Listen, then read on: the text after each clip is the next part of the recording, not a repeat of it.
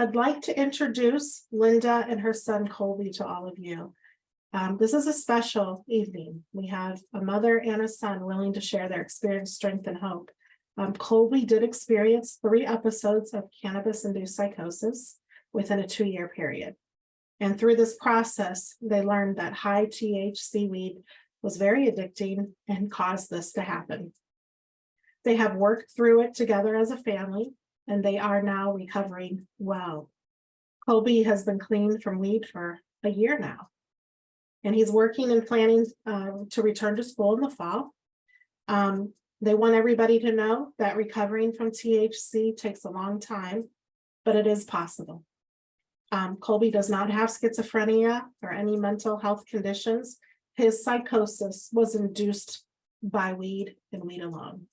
So I'm going to go ahead, I'm going to ask them to unmute, and I'm going to go ahead and just start asking them questions. And then when you, at the end, we'll open it up for other questions from other members, okay? So just a warm welcome to both of you. I know this is not easy, and we're here for you. And believe me, I think we're all just as nervous too, because a lot of us have had similar experiences.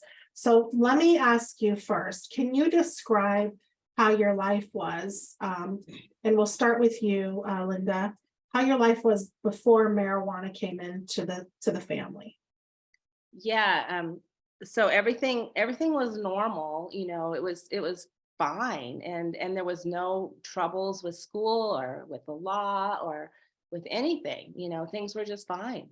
And as far as I knew, and I'm pretty sure it came as a big shock that he was smoking weed like that. And he was playing tennis, he was playing hockey, he was soccer, going to the lake with us all the time at the lake house in the summer. It seemed fine until his grades started to drop, and he didn't want to go to the lake. He didn't want to go to soccer. He didn't want to do any of that. He wanted to just isolate in his room and just play games, and just eventually things really took a turn, for the worse. Colby, let's ask you, how was your life before you started using marijuana? I'd say it was a lot more enjoyable in terms of like social interaction with people.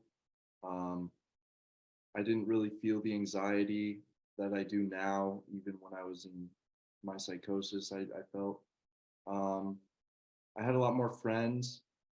I had a lot of things going for me.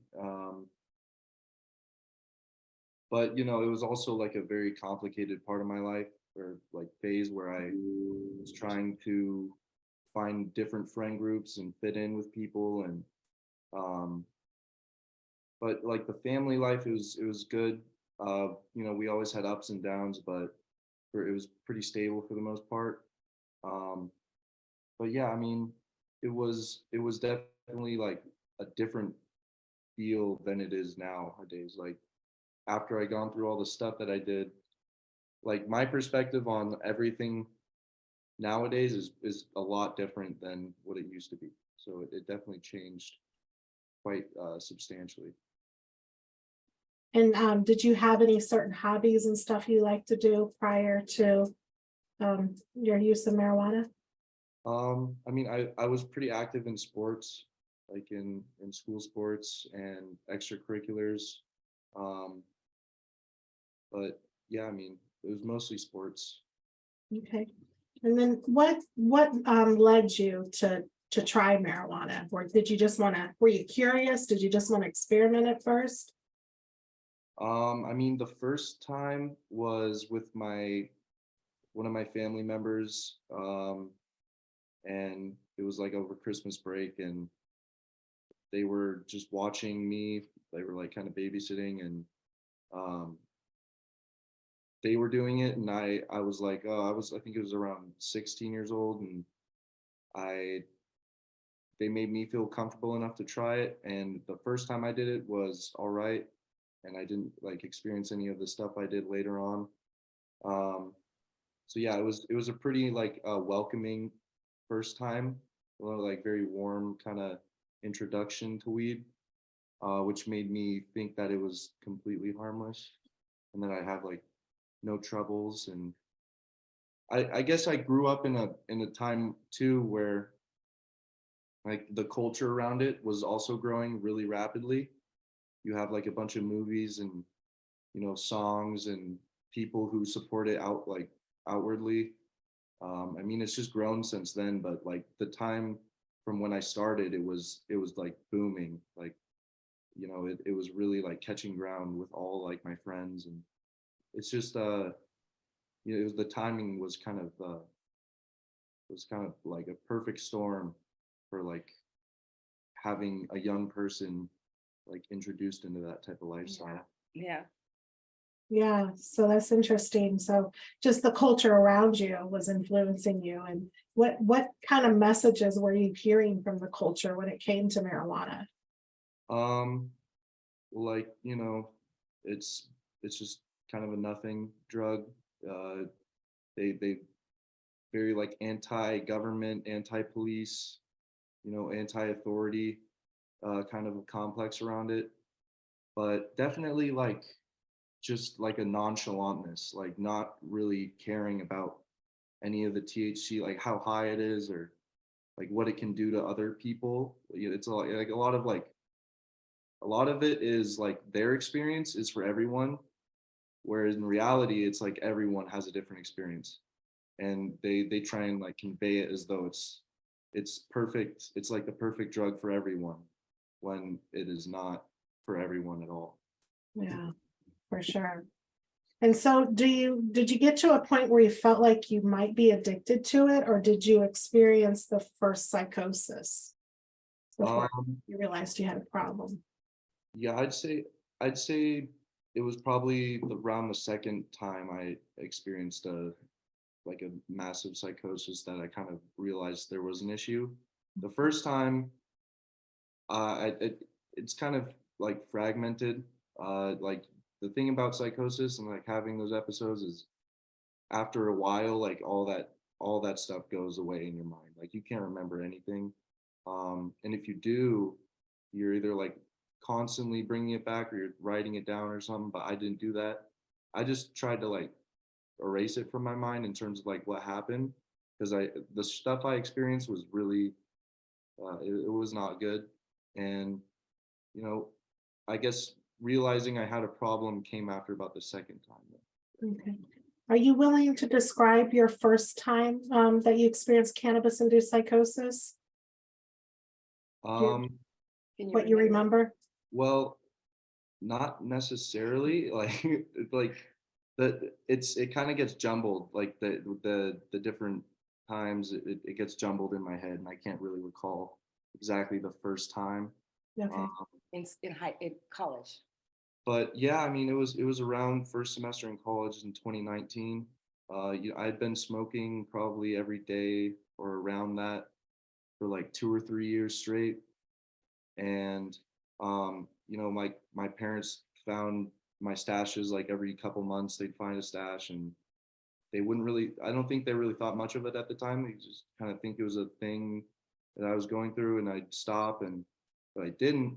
And by the time I got into college, the first part of the semester I wasn't really smoking much. And then like after a couple months in, I like the friend groups I kind of made. Uh, it was very similar to high school, where like I found friends that were really into it, and that's how I got caught up into it. And then my grades suffered. I didn't go to classes. I slept in a lot.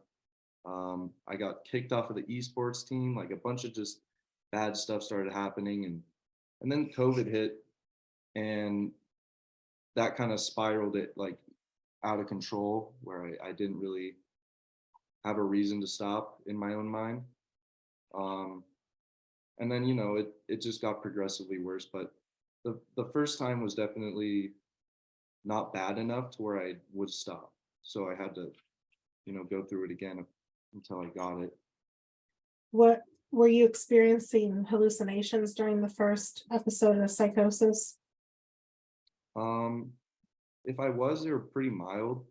I Okay. wouldn't say they were like super, like there was definitely some like visions of grandioseness, like thinking I'm better than everyone, and it's kind of the stereotypical like psychotic Mhm. personality where it's you got like a kind of, you get like a god complex. It's a weird thing, but a lot of the people go through this stuff. They think they're like a higher power than other people, and it's really embarrassing to think back about it, like how I was thinking like that, but it really is just what happens.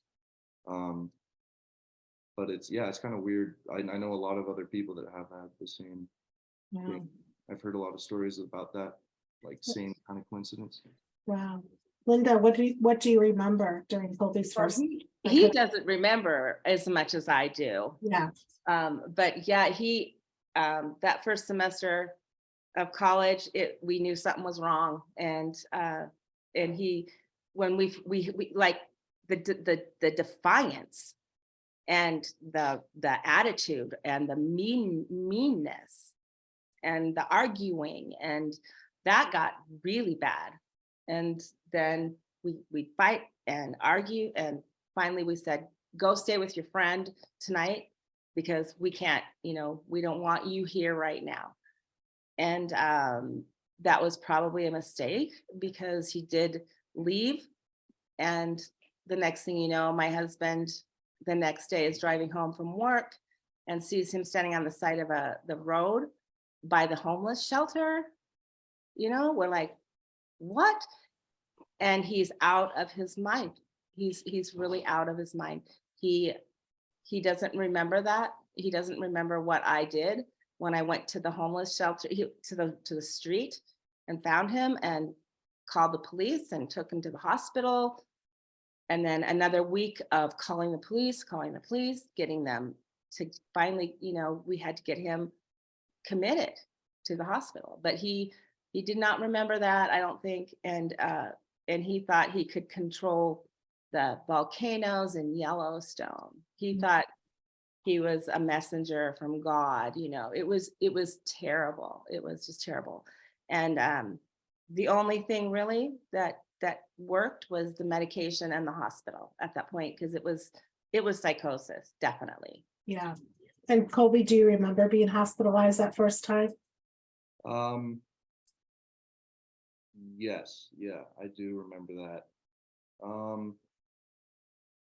It definitely helped. Yeah, it kind of made me think about why, first of all, why I'm there, and then it gave me a lot of time to reflect on the stuff I did and the things I said and the people I affected. um yeah, I mean, there's like a very good reason I'm going to be going into like a nursing kind of atmosphere when I get back into school, and that's to hopefully someday get into psychiatry, or maybe get into one of those psych wards myself and like be a nurse instead of a patient, where That I'll have an that's experience behind me where I can kind Yeah. of understand a little bit more that's amazing. what people are going through. But yeah, I mean, uh, it's weird because like the memories I have are definitely like mixed in together, like the multiple psych ward, commitments, and all of the law encounters I had. I had like, what was it, 6 or 7 police He had six encounters in one day. interactions with law enforcement in one day, when he was in his psychosis that first day, that first time, like just walking in and out of businesses, and just darting in and out of traffic, just not being able to think straight, not in reality.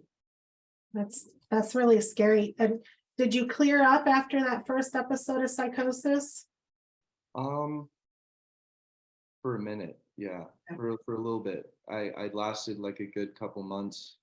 I think it was over the summertime where I was kind of, trying to recover from a little bit of that, and then the fall hit again, and there's definitely some with the like the weather, and like kind of the winter when that comes around, the summer ends, you get a lot more like time on your hands and a lot less things to do. And in like a small town like this, you have a couple different things to do. And then when winter hits, you have a lot less things to do.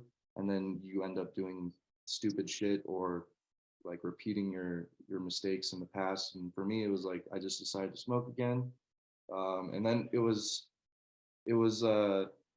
probably I was living with Jet, like my brother, and we were living in the like in the duplex together. And I was working at the Oxford, which is like a little restaurant. It's open 24/7. I was doing like a night shift, and some guy came in and then he like talked to me for a little bit, and then he gave me his phone number. And like the next night or later that evening when I got off work, I called him and we met up together, and he invited me to be his assistant, or like a kind of like a chauffeur type of thing. And we went to Great Falls, and we went to Butte. We went like all over Montana where he had residences, and then we went to Seattle. And then there was some events that happened, and then I ended up, you know, getting out of that. And when I came out of that, I was like in the middle of psychosis again. So I can definitely say, like, when you're doing a recovery thing, you want to like stick with one thing and just stay with it for as long as you can. Because if you start switching, like if you start switching your life up again like rapidly, then there's a much higher chance you're going to be back into where you will find yourself vulnerable to smoke or do whatever. But I didn't do that the second time around, and I ended up going to Portland with like some homeless guys, and I took my car, and that led to the third one. And it was just it was like a whole, I was living very like fast paced.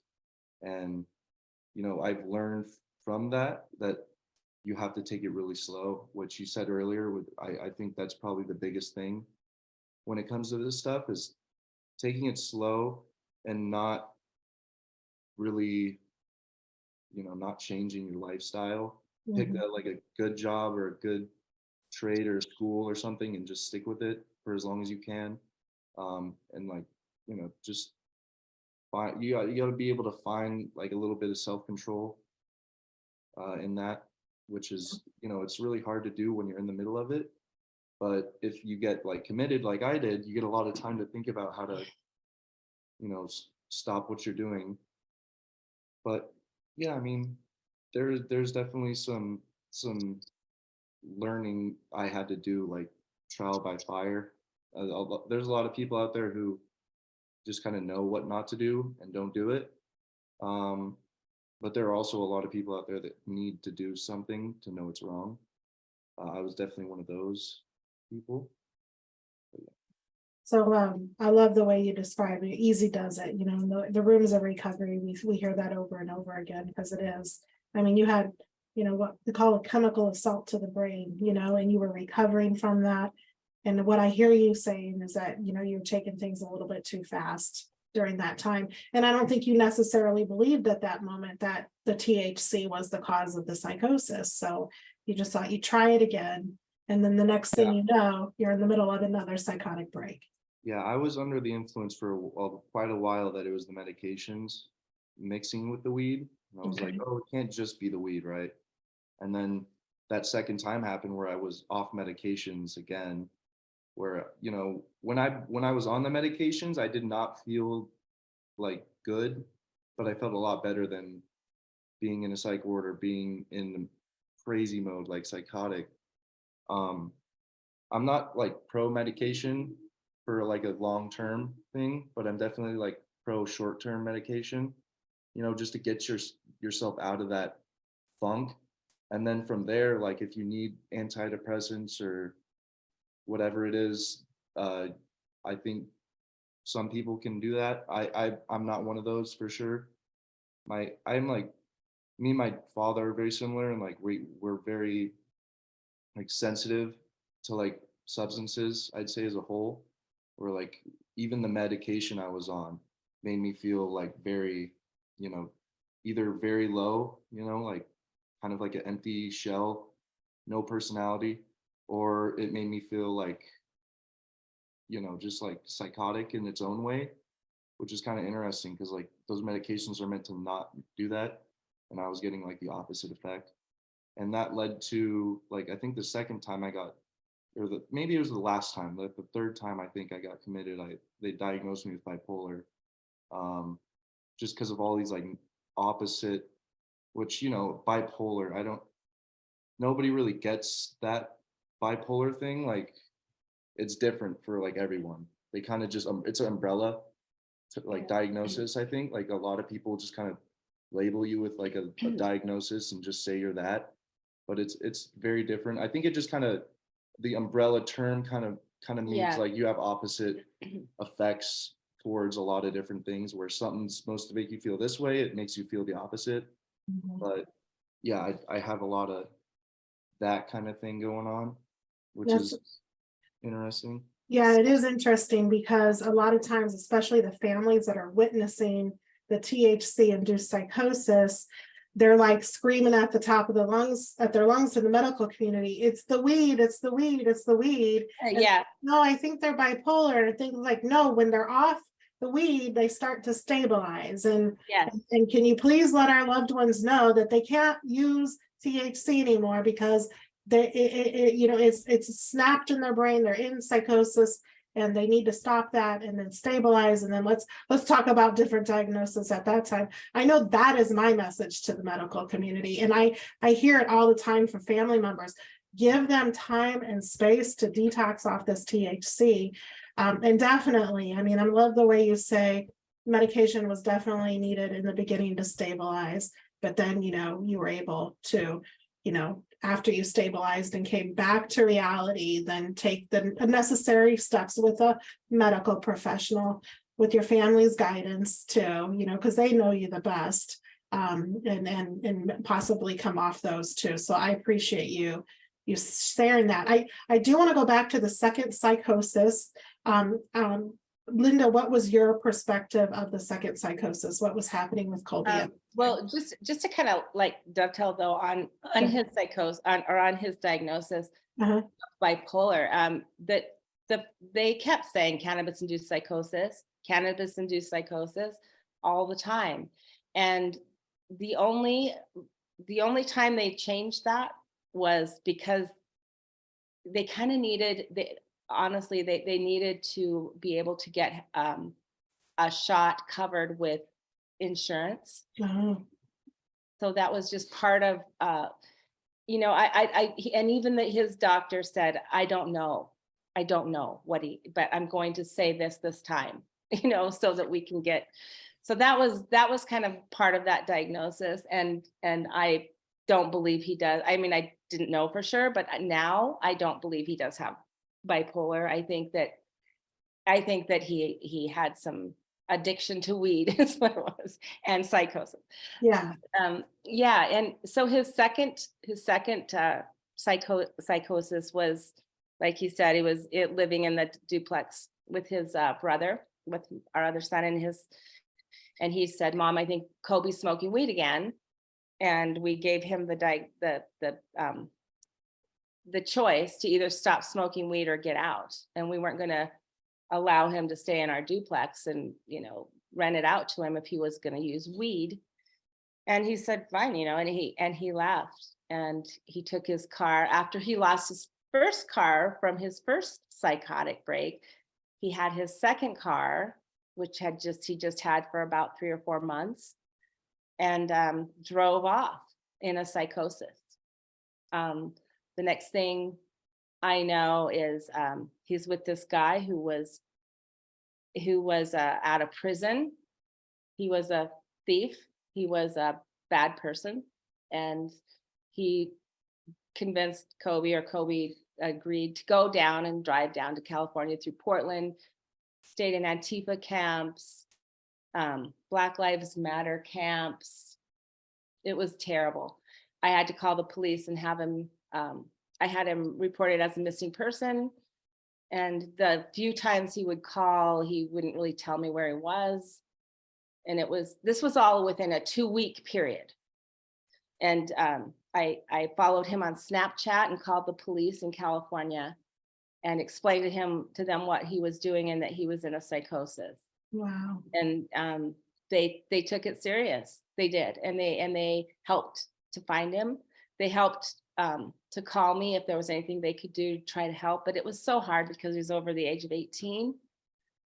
But they finally called at 4 o'clock in the morning and said they have him on the side of the road trying to get into a casino, and he's in a psychosis. And I begged and pleaded for that sheriff to get him into a hospital, and they did.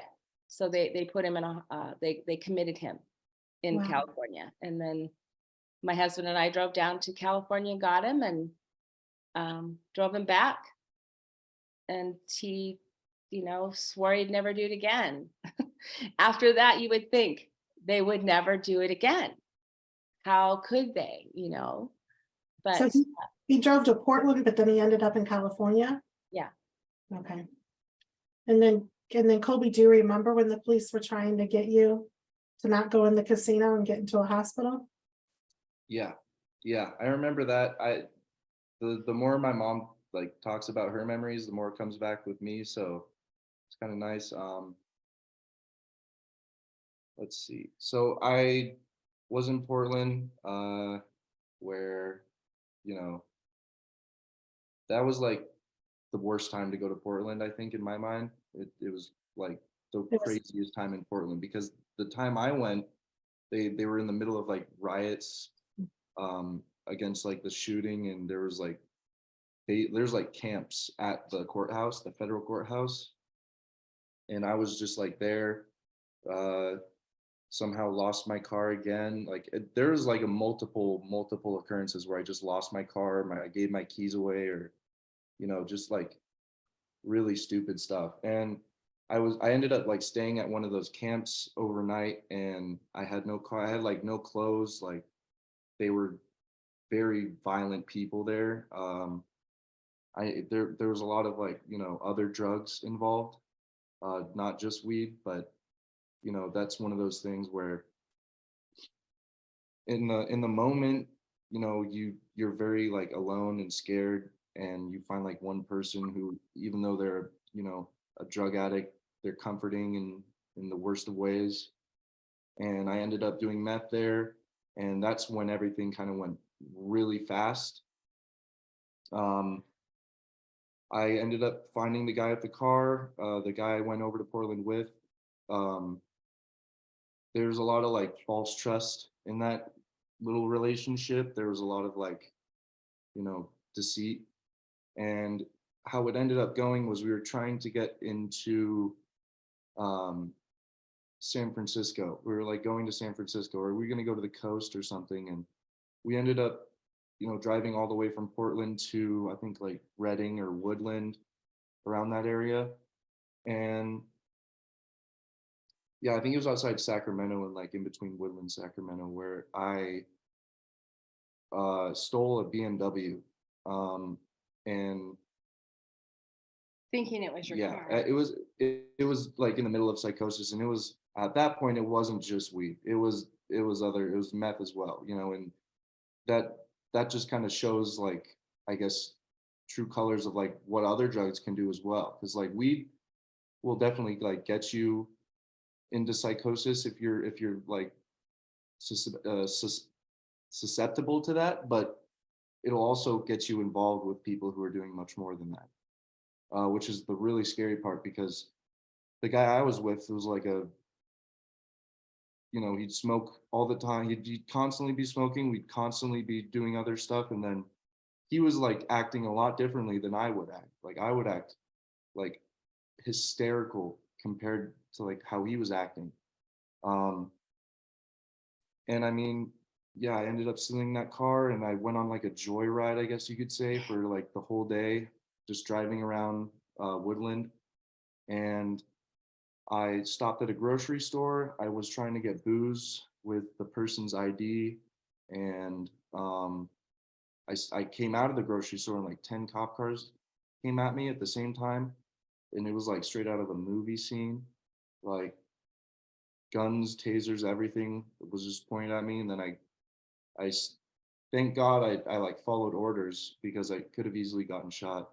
But yeah, they sent me to jail for that night. And then I got released the next day because they had like COVID restrictions on the jail.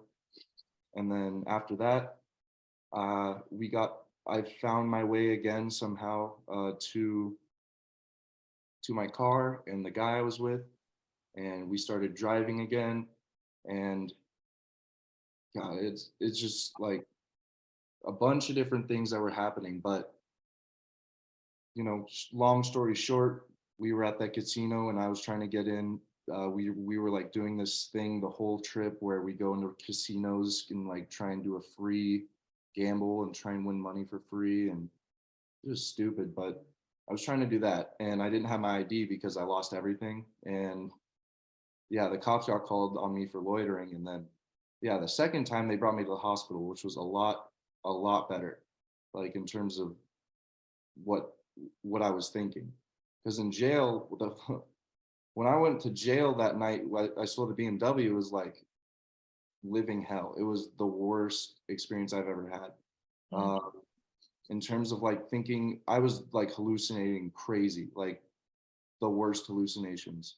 And I was convinced there was like gunshots going off next to me, like people were getting executed. I was like very certain that like I was in like some sort of like death chamber, like underground. And it was crazy because it was almost like the jail guards were in on it. It was like a conspiracy in my head where these like jail guards were like playing shit on the TV screen, because I could see like a TV screen. It was across like my jail, like I had a little slit in my jail cell and I could see like a TV screen across the way and they were playing stuff. And it was like mental torture for me, like the stuff they were playing, which I think it was like NCIS or something like that. But there was like one episode where they were like looking for things, and it was just, well, it was torture in my mind. It was absolute hell. And then I like passed out like after a couple hours of like doing crazy stuff and smacking my hands against the window and kicking doors and like being absolutely crazy. I had this very vivid memory of like me seeing like my reflection in like that little mirror or in the cell window, and there was like I could see my face, and then I saw like devil horns. And like right after that, that's like the last thing I remember. And then I just like my throat closed up and I just like passed out. And when I woke up, I got released. So that was my experience with the jail. That was in Yolo County too. But yeah, that was really bad. And then after that, they put me in the hospital, and then they took me to what was it, Kirby Hills mental facility. And that's where I actually got like treated and like got to talk with nurses. Like there's definitely like a different course of action needed to be taken, like when it comes to people with mental disorders, in terms of like bringing them wherever when you arrest them. Like bringing me to the jail cell the first time was the worst decision they could have ever made. But like I deserved it. Like I stole a BMW, but they realized the second time that I just needed like to be stabilized. Mhm. But it like everyone's kind of learning at the same rate, I feel like, all around the country, where you have like certain police departments and certain like governments that kind of know like what the course of action is for that, but then there's like other ones that have no idea, Right. and they're like, just send him to fucking jail. Like this guy is crazy, just send him to jail, he'll be fine. But like it is not, it's not that simple, where you can like make people like do a lot worse stuff just by doing that. Well, when he stole the BMW, he swears that it was his car, and he was in such a psychosis, and the guy took his car, stole his, it was just a nightmare. It was just a nightmare. And you know, he was out of it really bad. And I'm just so thankful, you know, that he got put into a hospital, Yeah. because anything could have happened. And he had never thought of doing any kind of drug other than weed before he was in his psychosis and in that situation with all of those people when he tried meth. And that meth put him over the top. You know, it just he could not handle that. It was, he called here and talked to his dad that night, and he was just freaking out. It was terrible. Wow. And that, you know what? I'm so glad you survived that you didn't get killed. I mean, especially with what happened in Portland, and then the stealing of the car, and that you didn't crash and harm yourself or somebody else. So, I mean, you're definitely here for a reason.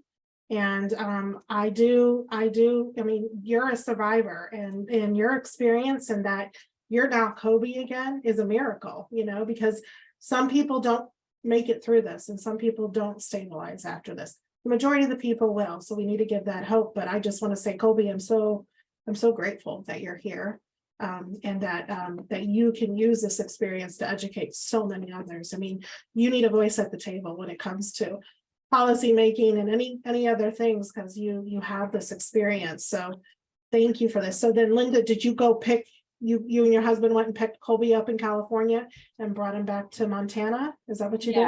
Yeah. I was in contact with the police when he got, you know, they called me because they had listed him as a missing person.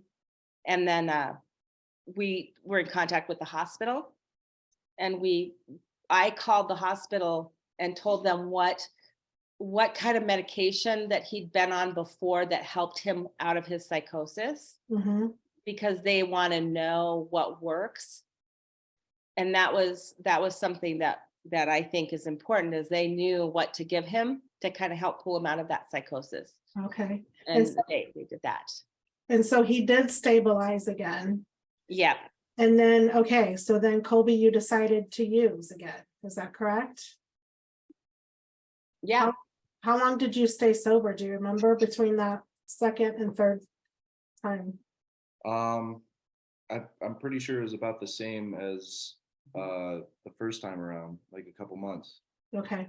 But did you just want that euphoria feeling that you were getting? Were you just trying to change the way you felt, or did you truly believe marijuana was not harming you? yeah, I had that belief where it was not harming, and you know, it was like, and then I started blaming it on the meth, and I was like, well, no, can't do meth. I get that, but just a little weed, man, come on, it's not gonna do anything. And then it's like as it was the exact same thing the year prior, where I was like, starting off, I was very strong. I was like, yeah, this is gonna work. I'll be fine. And I just got like high after work or with my boss because I was doing construction, and you know, it wasn't like a big thing, even though they all knew that I was like going, like I had gone through all of that shit before. They still like had that mentality of like, it can't be the weed, you know, there's no way. It just doesn't happen. And then, you know, like 2 or 3 weeks or a month goes by, and then it just gets like exponentially worse from there. Like it's very like, it's a slow growth in the beginning, but then when it gets to that point, it gets really fast. Like you will go like from 0 to 100 in like 2 days, and like you won't even know what happened.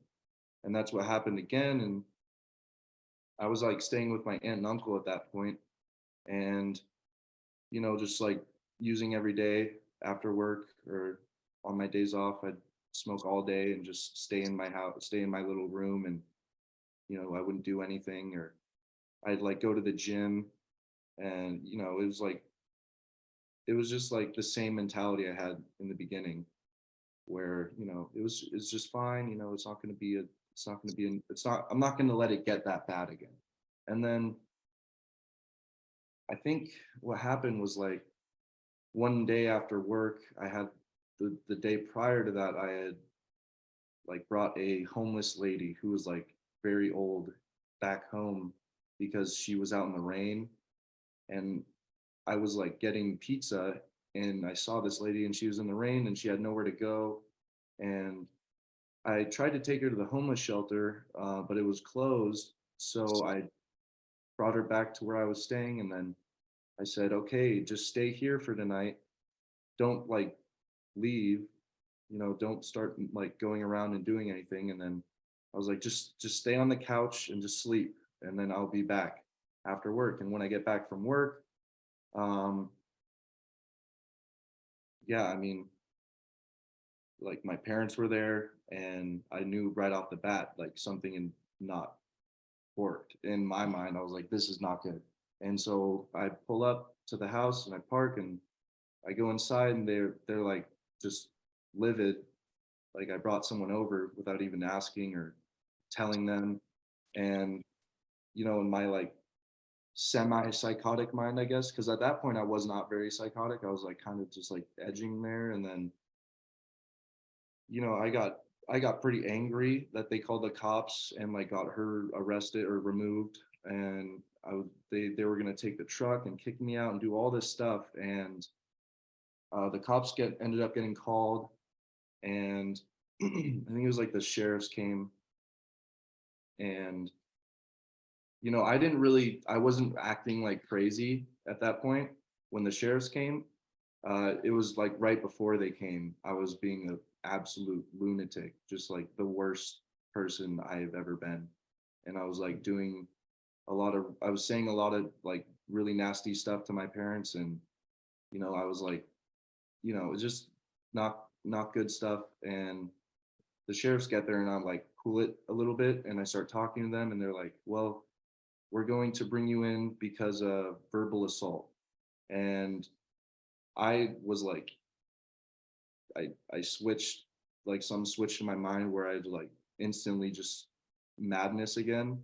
And so when they put me in the cop car, I started smashing my head against the window, like as hard as I could. And like, so he like ran code 4, which is like red and blue the whole way to the jail, like going like 100 miles an hour because he's like thinking I was gonna like break shit. And I ended up like almost passing out, like I was seeing stars, like just from how hard I was hitting my head. And yeah, I was in the jail. Like it's the same story. I went to the jail and then like I spent a night in there and I did a lot of weird stuff. Like they put me in a turtle suit is what they call it, which is like it's like a it's like a suit, like a shell that they put around you. And when I actually got to the jail, they had to put me in a restraint chair and put a spit gown over me, and like they chained my ankles and they chained my hands and they wheeled me into my jail cell. And then I was in that little turtle suit and I took it off and I was just acting wild for like 5 hours. And then I like fell asleep and I woke up and I started like being a little bit more compliant. And then they dropped the charges, they let me out, and then I go right to the homeless shelter, which is like down the street from the jail, which, not a very good idea, honestly, whoever designed that.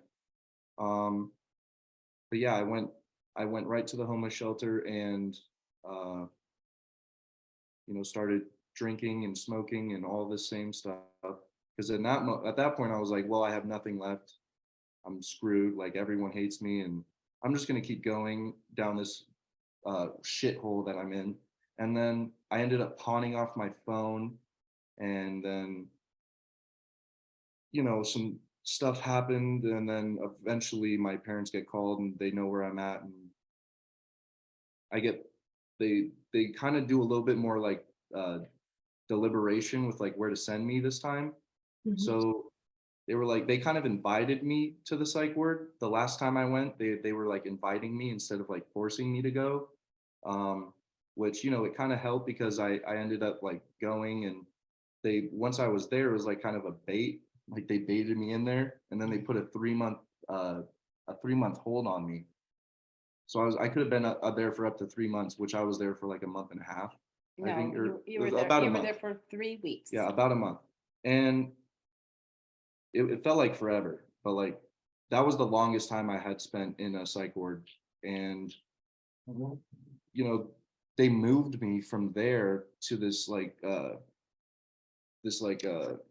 is it? It's like a, shelter, like a it's just like a mental- house. It's like a, but they had him on, he couldn't leave. It was, he had to stay there, Okay. Yeah, well, like I could go out in the lawn and like but you couldn't just like just walk leave. around, but I Yeah. couldn't leave the property. So was that the catalyst that got you to start taking recovery seriously? Or what was the catalyst to, I mean, what I recognize is that your parents played a key part in this process. They held some very strong boundaries about like not allowing you in the house if you're going to use, which is very hard for parents to do. Some parents can do it, some can't. You know, every family needs to make their own decisions. But that maintaining those strong boundaries at the way, all along way, puts you in really risky positions, and you experienced very severe consequences.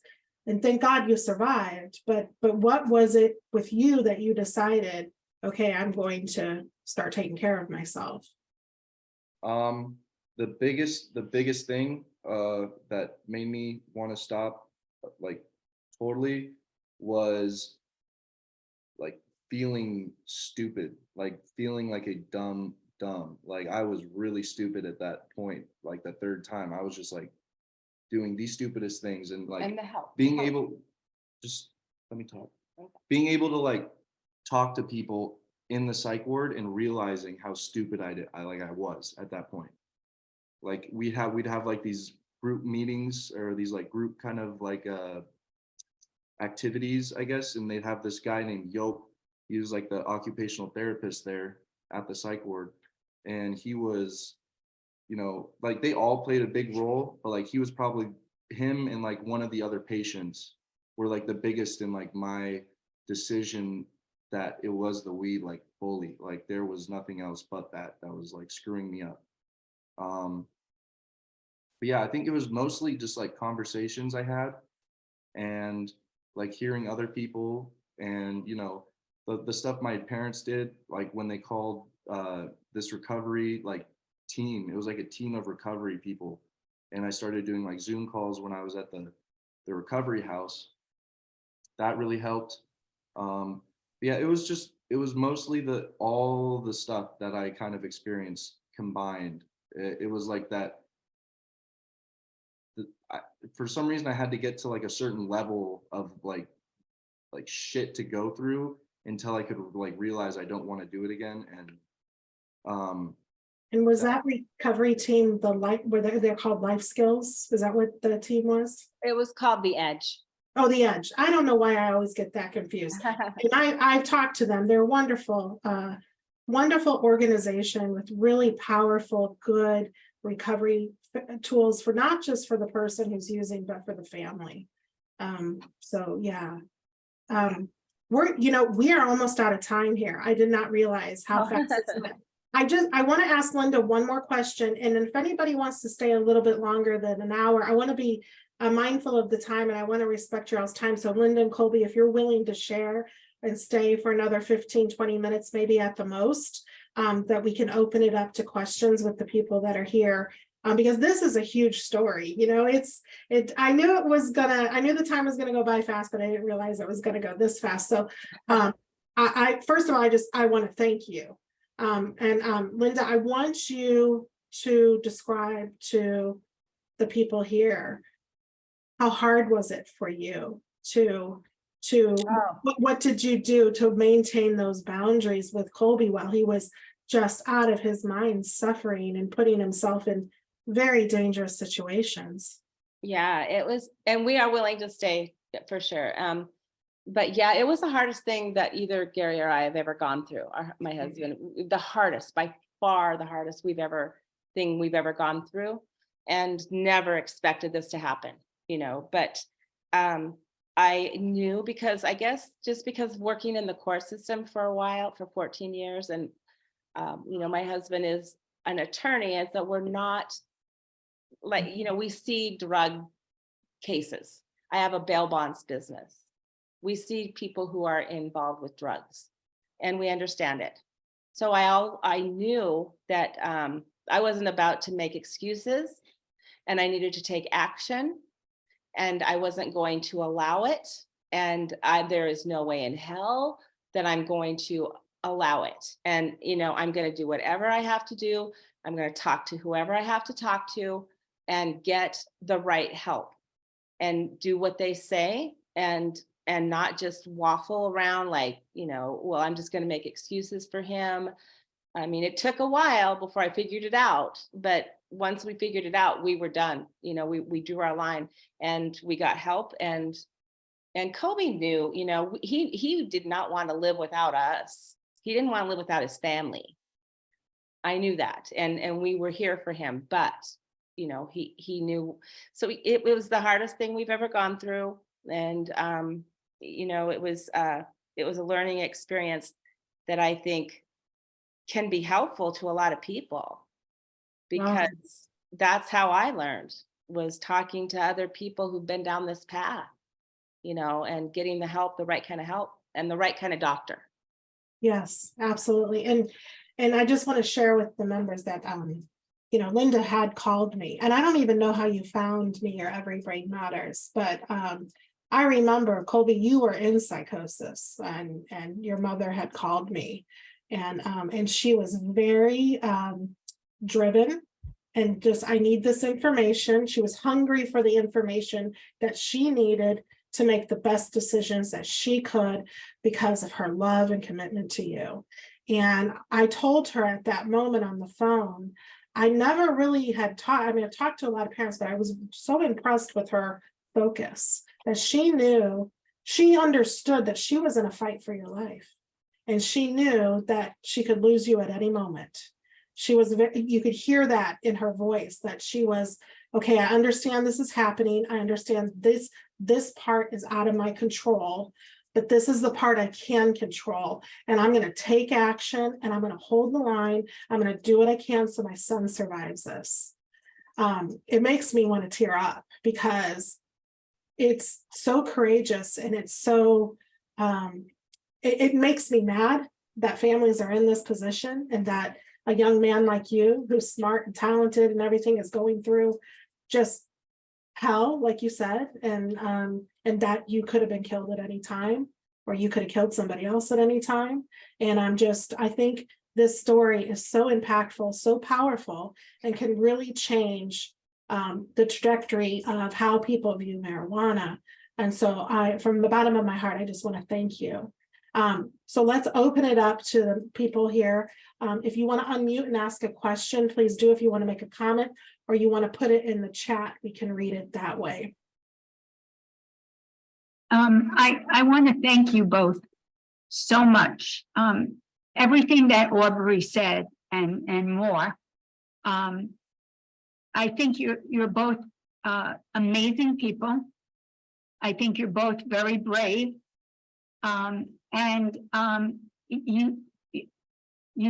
Your message is incredible. The fact that you want to go into nursing is incredible and help other people. And I wish I could get you into every legislator's brain in the world. And I can't tell you how much I thank you, and how and so honest. I mean, when I was listening to both of you, there was such honesty and growth and determination, and of course, wishing you every happy and health. Thank you. Thank you. Thank you. Thank you again. So I'm interested from both of you, because of our son has experienced similar things, as well as psychotic episodes, and I was wondering, how long did it take Colby's brain to kind of come down out of some of the psychotic beliefs that he had during those episodes, or like how long was it kind of coming back into a more normal functioning after an episode? Well, I can say from what I saw, he doesn't always, I don't think he remembers a lot of some of that, that happened. But 6 months to a year. And it's been a year. And I think he's fine. He's working full time, pretty close to full time. And I think he'll be fine in going back to school. But, a few months back, maybe even 4 months ago, I wouldn't have thought that. I think it just takes time, and sleeping good, and eating and eating right, and staying absolutely away from weed 100%. And talking helps to have a therapist to talk to, or somebody to talk to. And so 6 months at least, I think. It just takes time, and I've heard 2 years. I've heard that. So I don't know. Like, everybody's different, and I believe that everybody is different. And the 2-month period, or the 2-year period that I've heard, has been from several people that I've talked to. That it just took like a close to 2 years before they really felt like they were back to themselves. And I would just like to add a general rule. It's considered, and we're just talking about somebody who's addicted to a drug or pornography or anything like that. The first 5 years, you're considered an early recovery. Wow. When you hit that 5-year mark, then you're considered long-term recovery. Now, that's just for the substance use disorder and the cannabis use disorder. That's not including the psychosis. So Colby's had 3, what I call chemical assaults to the brain. His brain is going to recover for many, many years. And the good news is he's young, and he will recover, and he will continue to recover. And he was talking about how he still experiences a lot of anxiety. And over time that will get better. But I mean, my family members have severe anxiety, and it takes years. And and it's for the rest of your life, because once your brain has experienced that addiction part of it, you got to stay on top of it. And I encourage working a program forever. I'm in recovery because I'm a severe codependent, and I truly am.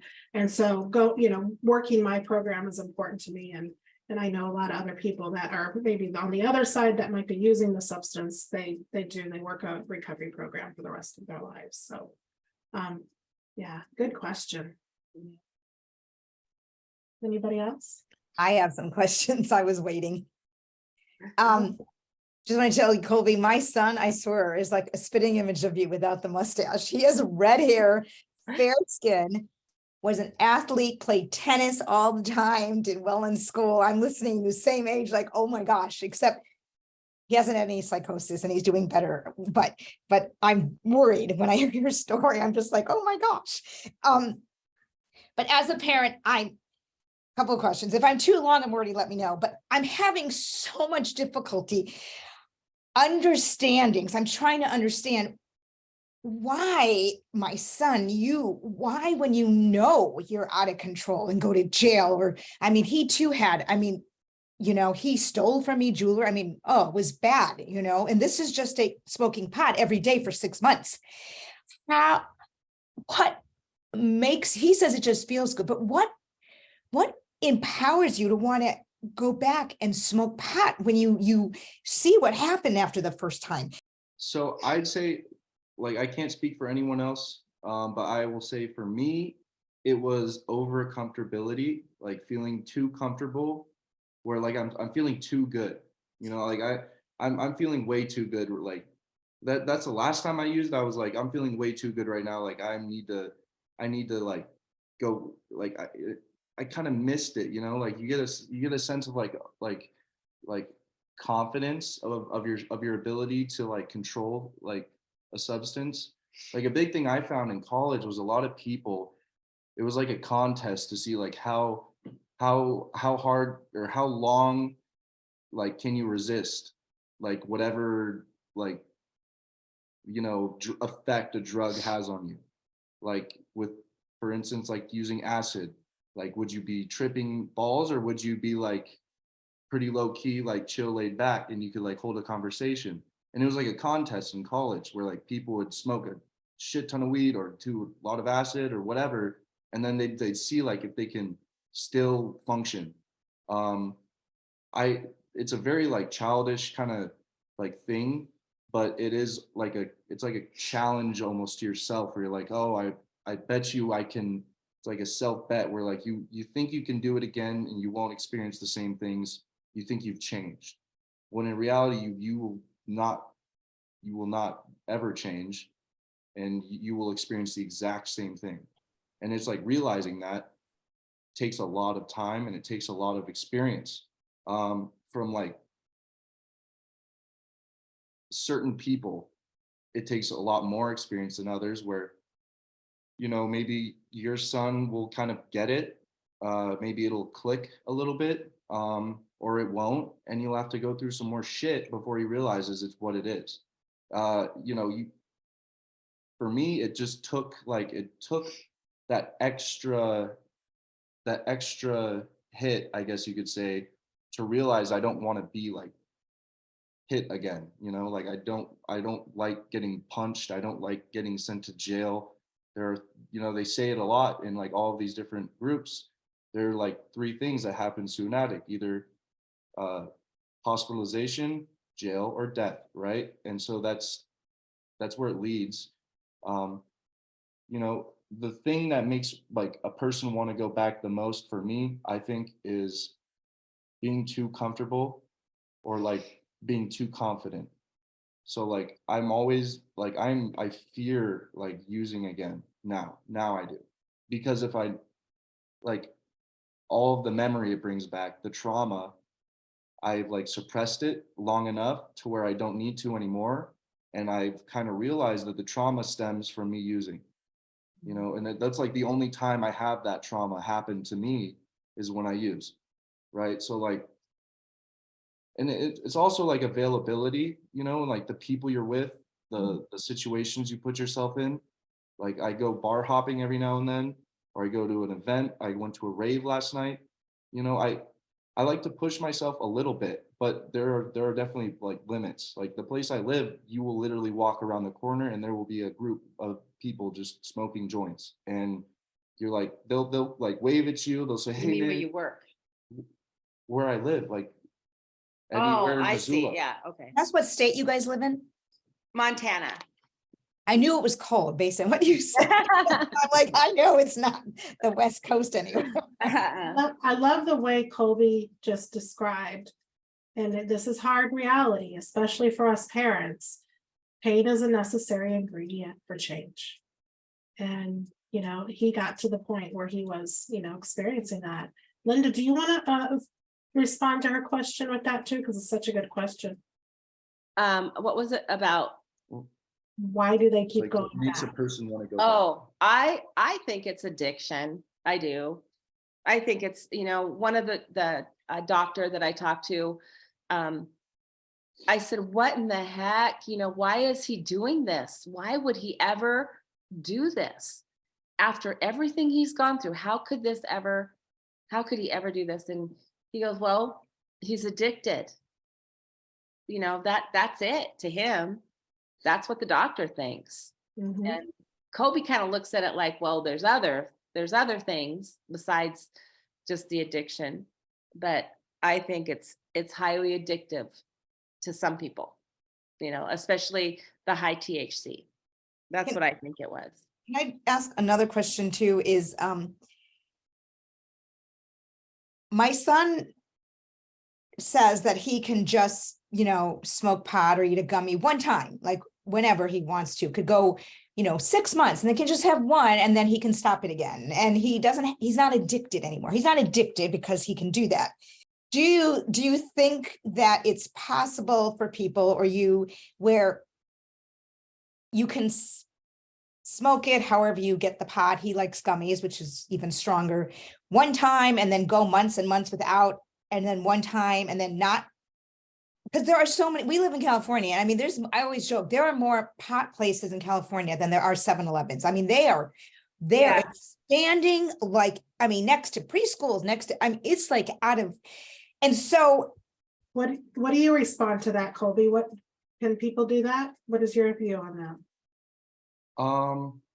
So I think, like, for me, no way in hell am I going to do weed again, because I know that is a road that I will go down and then I will not stop. Personally, there are people, I know them, who can smoke or take a gummy and be fine for a couple months, and then, you know, it just, you're playing with fire. You need to understand that you are playing with fire, whether you're smoking weed, whether you're drinking alcohol, whether you are nicotine, like smoking cigarettes, whatever it is, you're playing with fire. If you play with it too long, you're going to get burned.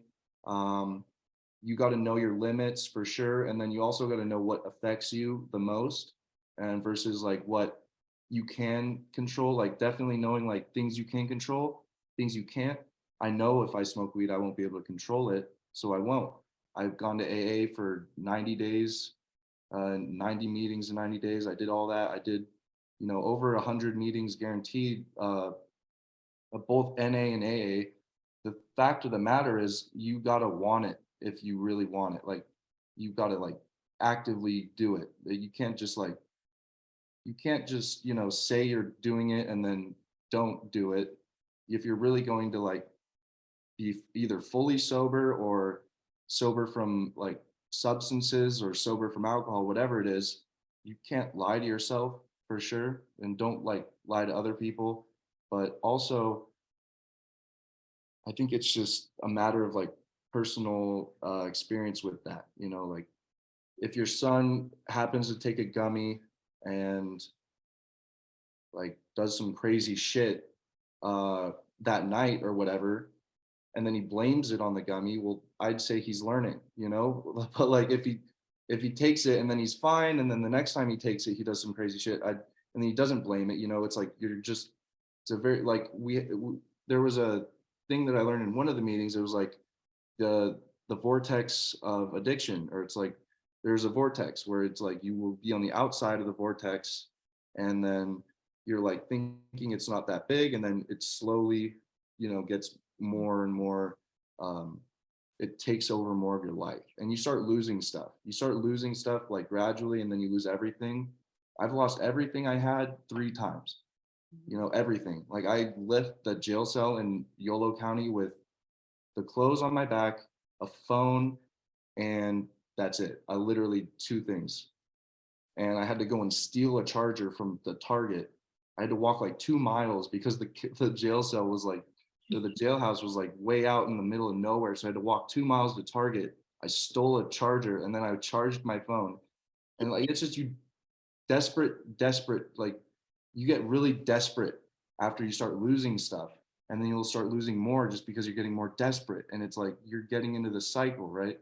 Mhm. So I'd say watch it. You got to know when to catch yourself. Like, the thing I learned is like, I will get psychotic no matter what if I start smoking weed. The THC, whatever the level is, if I start using it, it's going to build up in my brain, and it's not going away for months. Mhm. You know, and that lasts. Like, it doesn't just go away the next day. A lot of people think, like, when they smoke weed, that you'll smoke it and then you'll wake up and you'll feel fine and it'll all be gone. The fact is, it stays in your body for months, right? You know, it's not going to leave your system just like that. So the more you do it, the more it's going to build up, and if you do it once, you're most likely going to do it again. So Yeah, good description, Colby. And Jill, on the front page of everybrainmatters.org, I have pamphlets describe what cannabis use disorder is. Also, as parents, we want to change our kids. We want them to stop using, right? That's what we want. And so that's the golden question, you know, how can we get our kids to stop using, right? And we can't. You know, I mean, we just can't. You know, the whole 3 C's of Maranon or Al-Anon. So if you haven't been to a Maranon meeting, definitely recommend that. Come to our Every Brain Matters Wednesday night climbers meeting. We talk about issues like this in the meeting, and we mentor other families about holding boundaries, what you can control, what you can't control, where to let go of, where to hold the line. It's different for every family and every situation, but you come there and you start to get more clear about your role in this, because, you know, the 3 C's, we didn't cause it, we can't cure it, and we can't control it. But in our climbers meeting in Every Brain Matters on Wednesday night, we learn how we can contribute to it positively or negatively. And that's what we can control, is that 4th C. And that's what we're all just trying to figure out. And I love Colby's description of it all. It's relentless, it's powerful. Addiction, that's what it is. And cannabis use disorder was what is the correct clinical term at this point.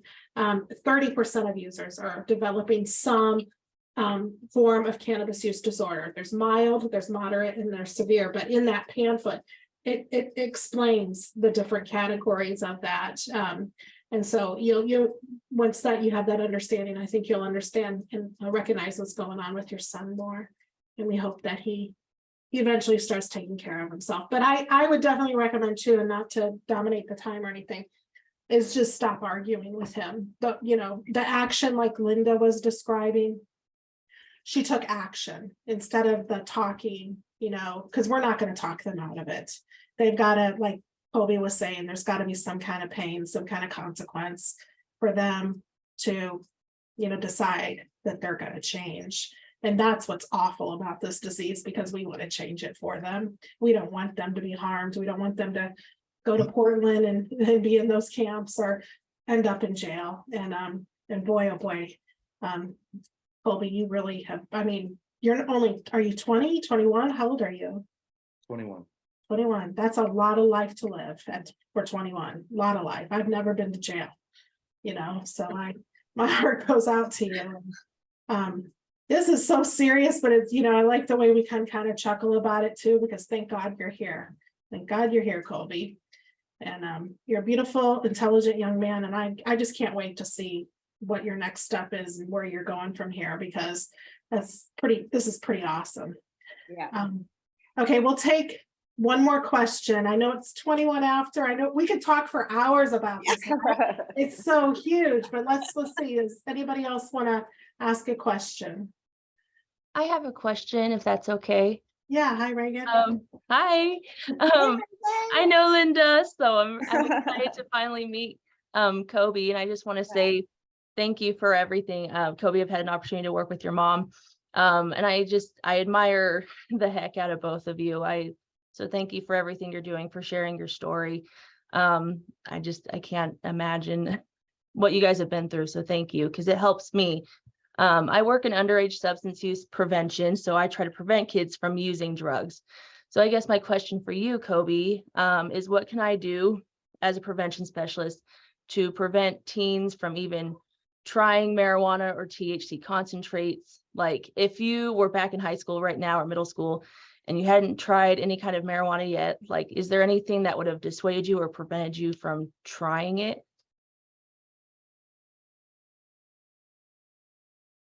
That's a good question, because I think that is the most vital part of addiction, is the youth.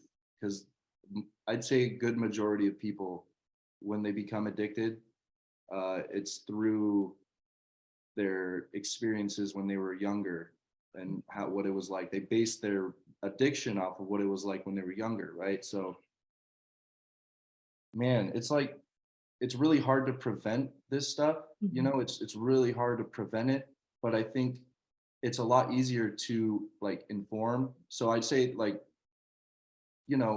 being able, if I had a seminar, we in high school, I remember in Big Sky, they had this anti-bullying day where everyone in the entire school came and you listened to a bunch of people talk about how they were bullied, and I was making fun of them with my students, just talking shit. And I was making fun of it. That's what kids do. But I learned at the end of the day from that was you shouldn't be bullying. And it helped. I actually, took some things from it. Mm-hmm. I might not have taken everything, but I took a couple things and I applied them in my life. There was none of that in my school, high school, about drugs. There was zero. I didn't hear anything. I went to Hellgate, which happens to be the capital of Stonersville. Yeah. You will have every student there is either a dealer, a hick, or a user. So, you know, if we had like a seminar, or if we had a day of like awareness day or something where like you force these kids to realize there is like stuff out there that can affect you, you know, it's not a laughing matter. In the end of the day, it is serious as like death in life. Like you will die or you will live depending on if you do this or not. And depending who you are. And also knowing that, you know, I'm not anti-drug, I'm not anti-anything. I'm pro awareness in terms of like telling people that they need to realize it is not for everyone. And you might be a part of that percentage, like I am, where if you do it, you have a chance of turning your life into something you do not want it to be, right? Like I had a friend since 5th grade who, you know, me and him would smoke together in high school and it was all cool and all this and that, but he learned pretty quickly. Like he got either really tired or he got like really anxious or paranoid when it came to weed. You know, he stopped using it, but I ran down the other avenue. I was like, I did get all the stuff he talked about, but I just kept doing it because I love the high I get. And that was, you know, there's a contrast, you know, like some kids just kind of understand drugs aren't inherently the best, and drugs are not necessarily, you know, they're pretty bad. You know, like most drugs are bad, I'd say. But you know, I can't hate on drugs because I think I have learned a lot from them, but also, you know, it is definitely a thing where you will ruin your life. I see people on the street every day who have ruined their lives because of drugs. And just like that, it's very fast. Life is a fast thing already. Why do you want to speed it up? Right? Like I don't understand that now. I get it. I get it to the point where I used to want to just live life as fast as I could, be on the highest point I can get. But like you do drugs one time, man, like you will have to do it again to get to that ceiling that you were at. You try and reach the ceiling, but you'll never get there. And everything is just depressing and shit, and you don't want it. When it comes to that sort of like atmosphere, especially with the people who are involved with it, you know, it is like criminal. You get a lot of that. You get a lot of like really shady stuff. You're involving yourself in a lifestyle of, you know, lies, deception, avoidance, and, you know, like crime, like violence. You get a lot of that. You get a lot of violence going on. And it's just, I'd rather surround myself with people who are living their life a little bit more clear than how I lived my life. Because I'm trying to, you know, like find people who I want to be more like now versus when I was doing a lot of the substances I was doing. Is I just wanted to do I just wanted to be friends with the people who had the stuff I wanted. And it was just a pure like go and grab and get and go. Like there's nothing healthy about it. Like I was saying, my friend learned, and now he's a dear friend of mine. He's been a friend of mine. He's been there my whole like experience. He's seen me on my ups and my downs. He's taken me from the Dakota place to the hospital. He's seen me in crazy psychotic things. And, you know, I think there's nothing wrong with trying to find yourself, but you don't really need drugs for that. I think you can do it other ways. You know, it might be a little contradicting what I'm saying, but at the same time, it is important. I think the biggest thing is just like getting kids aware of it a little bit earlier on. You know, there's a lot of like stipulation with the youth where when I was a kid, we didn't have any of it. You have a lot of like pro drug, like not, you know, it's like, you have a lot of like culture around it. So Especially Missoula. Especially Missoula, yeah. Awesome. Thank you so much. And we'll definitely be in contact. If you're ever interested, come down to Frenchtown. We'd love to have you talk to our kids. So Yeah. yeah. Thank you so much. Thank you, Reagan, for the work you do. I think, people like you, at least the kids are hearing the truth somewhere. So as they're growing up, they're like, oh yeah, maybe that's what's going on with me if they do decide to use. So thank you. Drug preventionists do not get enough recognition. So No. we applaud you. We applaud Yeah. your work. Yeah. Thank you so much. I really appreciate it. Thank you for everything you're doing too. Like I said, I admire all of you. I don't know if I could do what you do. It's a lot easier because I've never been in that situation, but thank you guys for everything. Thanks, Reagan. We want to give a special thank you to Colby and Linda tonight. Thank you for sharing your experience, strength, and hope with the Every Brain Matters community. Thank you, Aubrey.